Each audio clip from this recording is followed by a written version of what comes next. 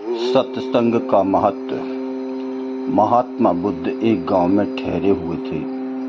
वे प्रतिदिन शाम को वहां पर सत्संग करते थे।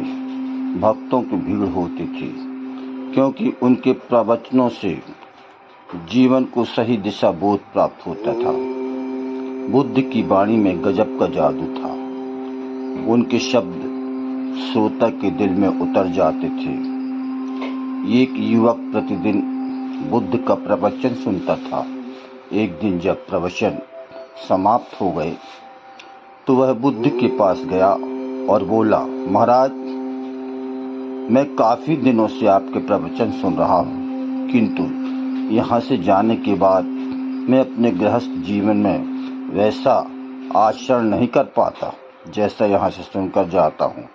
इससे सत्संग के महत्व पर शंका भी होने लगती है। बताइए, मैं क्या करूं? बुद्ध ने युवक को बांस की एक टोकरी देते हुए उसमें पानी भरकर लाने के लिए कहा।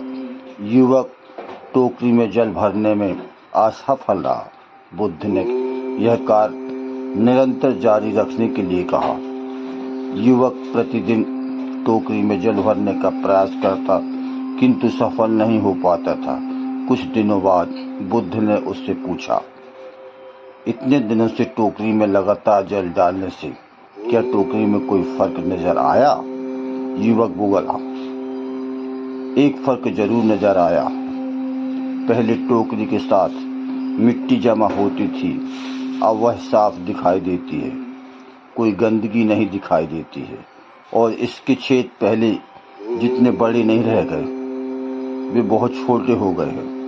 तब बुद्ध ने उसे समझाया, यदि इसी तरह उसे पानी में निरंतर डालते रहोगे तो कुछ ही दिनों में ये छेद फूलकर बंद हो जाएंगे और टोकरी में पानी भर पाओगे। इसी प्रकार जो निरंतर सत्संग करते हैं उनका मन एक दिन अवश्य निर्मल हो जाता है। अवगुणों की छिद्र भरने लगते हैं और गुणों का जल भरने लगता है। युवक ने बुद्ध से अपनी समस्या का समाधान पा लिया। निरंतर सत्संग से दुर्जन भी सज्जन हो जाते हैं, क्योंकि महापुरुषों की पवित्र वाणी उनके मानसिक विकारों को दूर कर उनमें सद्विचारों का आलोक प्रसारित कर देती है। कहानी का सार यह है, निरंतर सत्संग से एक न एक दिन हृदय परिवर्तन और मन निर्मल अवश्य हो जाएगा। नमस्कार।